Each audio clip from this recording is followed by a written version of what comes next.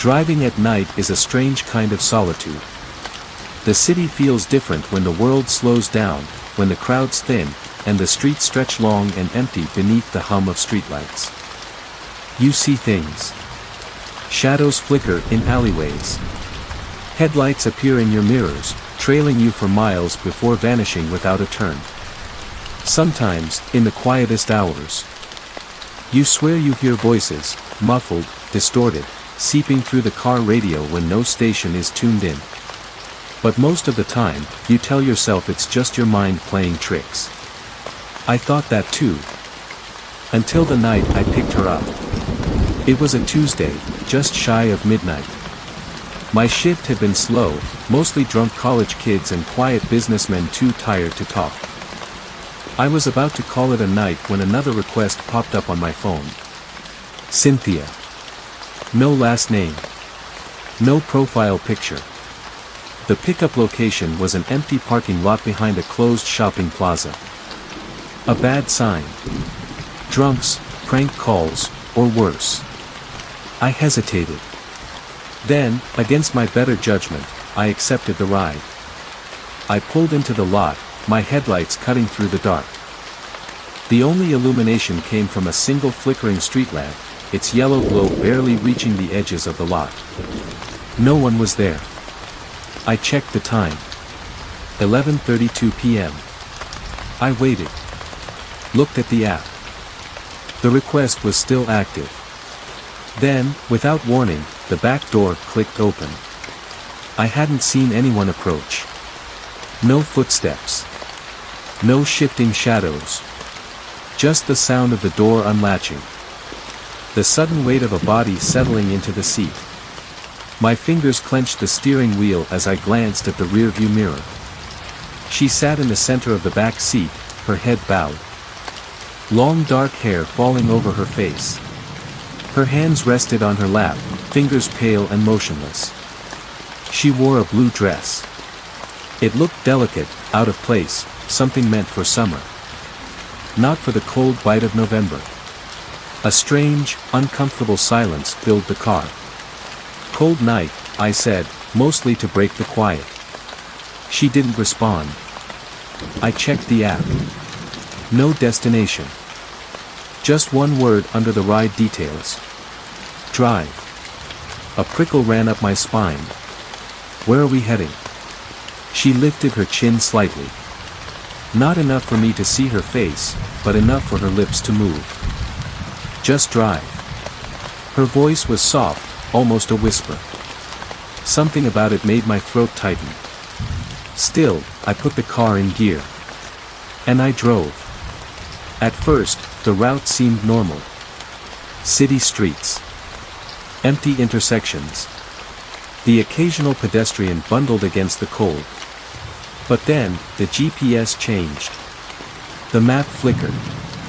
The blue navigation line warped, twisting down roads that shouldn't exist. Streets I didn't recognize, though I'd driven this city for years. The directions led me away from downtown. Away from the familiar. Streetlights grew sparser. Buildings faded into stretches of nothingness. The only sound was the low hum of the engine, the tires rolling over pavement that felt too smooth, too silent. Something felt wrong. I glanced at the mirror. She hadn't moved. But her hands were different. Before, they'd rested in her lap. Now, they pressed against the back of the front seats, fingers long and thin. Stretching toward the headrests. A coldness seeped through the fabric. I swallowed. You sure we're going the right way? She exhaled, a slow breath that fogged the mirror. You already know. A shiver crawled down my spine. Outside, the world was changing. The further we drove, the stranger the landscape became. Street signs blurred, unreadable. The road stretched longer than it should have, the turns unfamiliar. The houses we passed, if they were houses, were wrong. Their windows gaped like open mouths. Their doors stood ajar. Shadows shifting within. And then I noticed the streetlights. They weren't just growing sparse. They were going out. One by one, as we passed, each bulb flickered and died, plunging the road behind us into darkness. I pressed harder on the gas. The car sped up. The road ahead stretched into emptiness. And the woman in the back seat. She was sitting closer now. The radio turned on by itself. A burst of static filled the car, sharp and grating. Then, whispers. Not just one voice. Many. Layered, overlapping, speaking in tones too low to understand. I reached for the dial to shut it off. My fingers froze. The screen wasn't showing a station. Just a single word. Listen. The whispers grew louder. Words became clearer, though their meaning slipped through my mind like water through cracks. He's coming. You shouldn't be here. Turn back. Turn back. Turn back. A sharp pain stabbed through my skull. My vision blurred. I shook my head, blinking hard. The road ahead had narrowed. The trees on either side pressed closer, their branches reaching, bending unnaturally over the pavement. Something moved among them. Not animals. Not people. Things. Figures with hollow eyes, watching, waiting. Their mouths stretched open, whispering the words from the radio. My hands tightened on the wheel. Where are we going? I demanded. The woman leaned forward. Her breath was ice against my skin. We're almost there. I needed to stop. To turn around. But when I glanced at the dashboard, the fuel gauge read empty. That was impossible. I'd filled up earlier that evening. The car sputtered. The headlights flickered. The GPS screen flashed, then went dark. My phone. Dead. The whispers in the radio turned to laughter. Low. Hollow. Inhuman. The woman in the back seat was sitting upright now. Her head tilted slightly. And then, slowly, she began to turn. Not just her head. Her whole body. She rotated unnaturally in her seat, twisting to face me, her limbs moving in a way no humans should. Then I saw her face. Or what should have been a face. There were no eyes. Just empty sockets, hollow and deep. Her mouth stretched impossibly wide, lips cracked and peeling. I tried to move. To hit the brakes. But I couldn't. The car kept rolling forward. And ahead of me, where the road should have been, there was nothing. Just blackness. A yawning, endless void. And in that void, figures were waiting. Hundreds of them. Silent. Motionless. Waiting for me to arrive. I slammed the brakes. Or at least, I tried to. The pedal went straight to the floor without resistance. No screech of tires. No jolt. The car just kept moving. The road had disappeared entirely. No pavement, no markings, just a vast, empty blackness stretching endlessly ahead. The headlights did nothing to cut through it. It was like driving into a void. And the figures. They stood just beyond the reach of my lights. I couldn't make out their faces, if they even had faces. Their bodies flickered, shifting in and out of existence like shadows cast by a dying flame. I gripped the wheel harder, my heart hammering. What the hell is this? No answer. I flicked my eyes to the rearview mirror. She was still there. But she had changed. Her posture was different, rigid, unnatural. Her hands, which had been pressed against the back of the seats, had vanished into the shadows pooling around her. But it was her head that made my stomach turn. She was tilting it. Too far. The angle was unnatural, her neck bending at an impossible degree. As if she was listening to something only she could hear. Then, slowly, She snapped her head back into place and smiled. Lips too wide. Teeth too many. And in the hollow black void where her eyes should have been, something moved.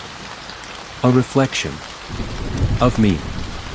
Not as I was now, gripping the wheel, panicked, breathing hard, but still. Expressionless. Watching. I wrenched my gaze away, my breathing ragged. Let me out. Right now. The woman leaned forward, her breath brushing the back of my neck. You're already here. And then.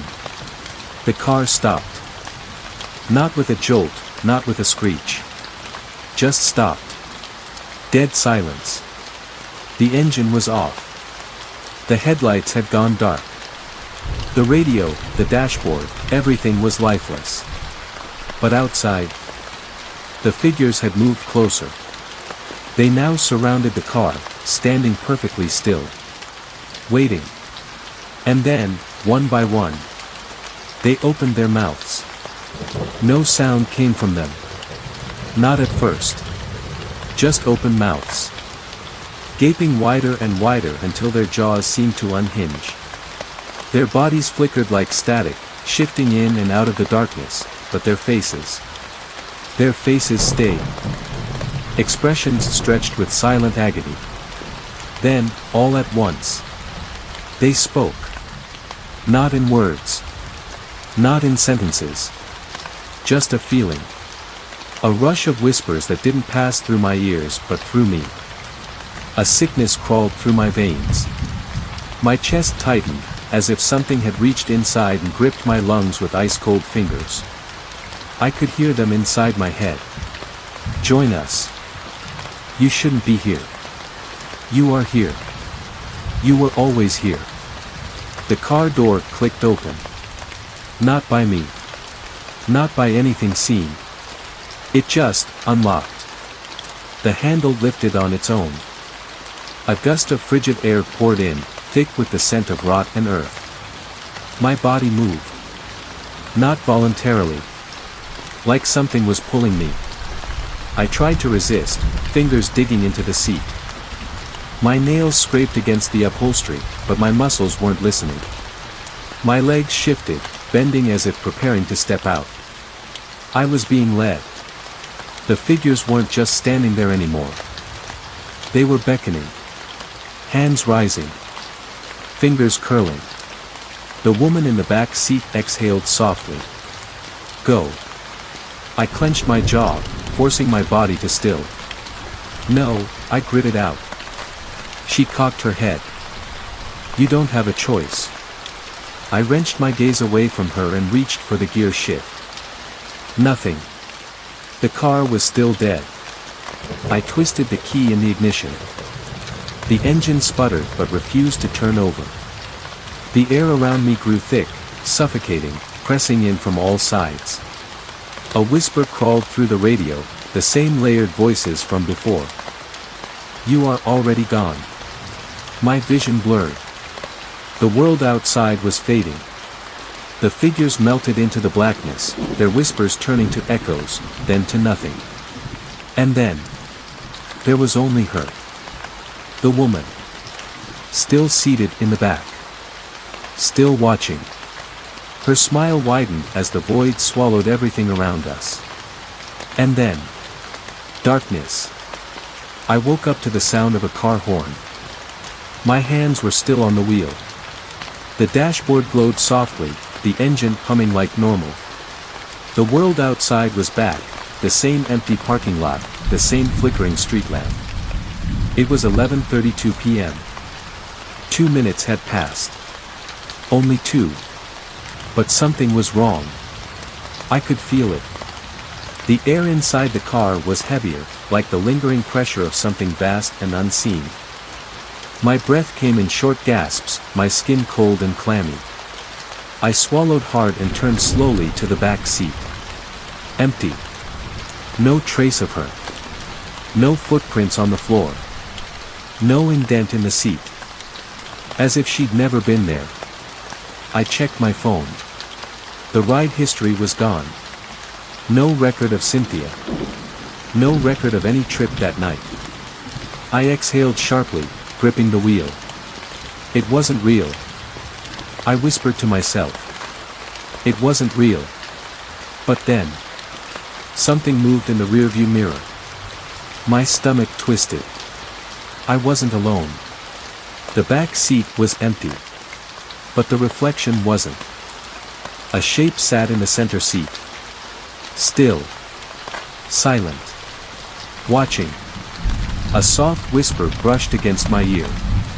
Drive. I don't drive at night anymore. Not alone. Not ever. And when I do, I never check the rearview mirror. Because sometimes, when the night is quiet enough, I still hear her whispering my name. Waiting. For me to take her home.